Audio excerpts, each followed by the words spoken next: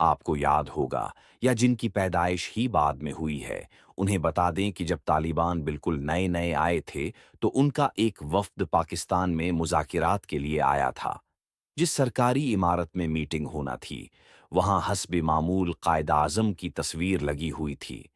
وفد نے مطالبہ کیا کہ پہلے یہ تصویر اتاری جائے، تب ہم یہاں بیٹھیں گے۔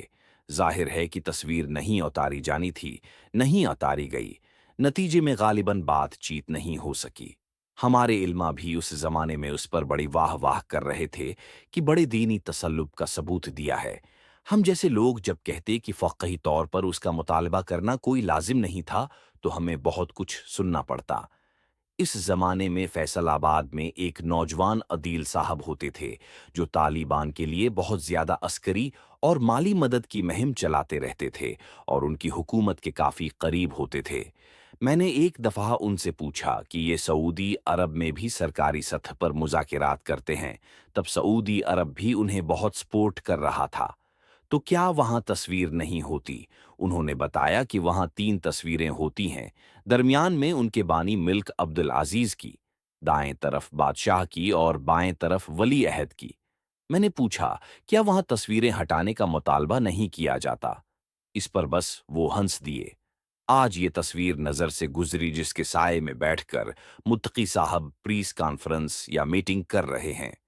ایک تو یہ کیمرے کی نہیں، ہاتھ کی بنی پینٹنگ ہے جس کی ممانعت بالاتفاق زیادہ ہے۔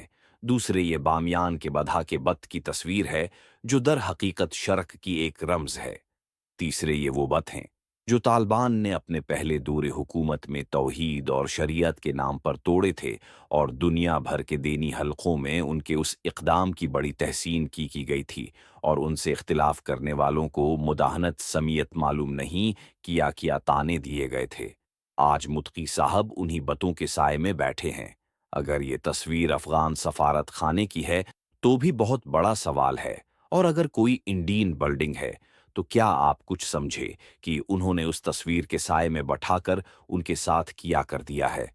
انہوں نے پیغام دے دیا ہے کہ وہ دور لد گیا جب آپ یہاں آ کر بت توڑا کرتے تھے۔ اب سومنات کے دیس میں آنا ہے تو تمہیں بت کے سائے میں بیٹھنا ہوگا، وہ بھی تمہارے اپنے توڑے ہوئے بت کے سائے میں۔ انہوں نے خاموشی سے یہ پیغام قبول بھی کر لیا۔ آپ 1996 سے لے کر اب تک کے ان کے سفر شریعت کو دیکھیں تو یہ بات بآسانی سمجھ میں آ جاتی ہے کہ جب شریعت کی تفہیم سطحیت کے ساتھ کی جائے تو وہ وقت کے ساتھ کتنے پلٹے کھاتی ہے۔